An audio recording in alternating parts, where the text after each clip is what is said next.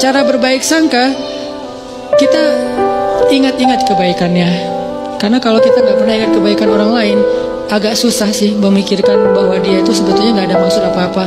Tapi kalau menurut kita nih orangnya itu baik, orangnya itu nggak pernah bohong.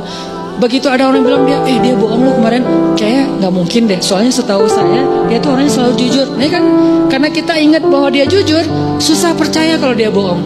Karena kita ingat dia orangnya setia, susah percaya kalau dia selingkuh. Karena kita ingat dia orangnya perhatian, susah percaya kalau dia cuek. Ini nih ingat kebaikan. Seingat mungkin, kalau perlu kita bikin program buat diri sendiri berbaik sangka dalam rangka mastata'tum, semampu kita catat. Dia pernah gini sama saya, dia pernah bantuin saya, dia pernah. Sesekali kita minta tolong dia nggak bisa tolong, kita akan lihat dulu dia selalu nolongin saya. Kok sekarang dia nggak nolong? Kayaknya dia lagi ada masalah juga. Tapi kalau kita lupa, ya emang gitu orangnya, susah banget dimintain tolong. Padahal setiap hari nolong. Kecuali kali ini. Nah ini cara berbaik sangka, ingat kebaikan orang lain. Kalau nggak ada Ustadz, siapa bilang nggak ada? Nggak mungkin nggak ada, kecuali Firaun. Firaun aja masih ada kebaikannya apa? Masih mau menampung Musa kecil di rumahnya, walaupun sebetulnya dia nggak suka kepada Musa itu. Masih mau, gara-gara apa? Gara-gara sayang sama istrinya. Kalau Dajjal, nah itu satu-satunya yang mungkin bukan hampir nggak ada sih emang. Sehingga kita disuruh bertaus di akhir sholat kita dari Dajjal. Jadi taus itu kayaknya setahu saya tuh dua ya, setan dan Dajjal.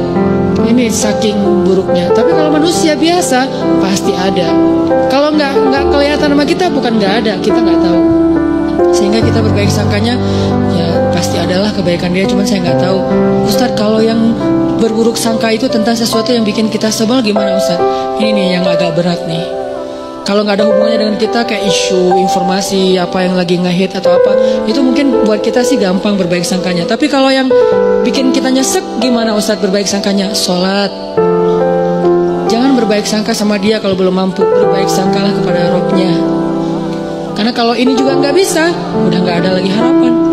Cara berbaik sangka kepada Allah hubungannya dengan dia apa Ustadz? Ya Allah, saya nggak tahu apa yang terjadi. Saya serahkan urusan dia kepada Engkau.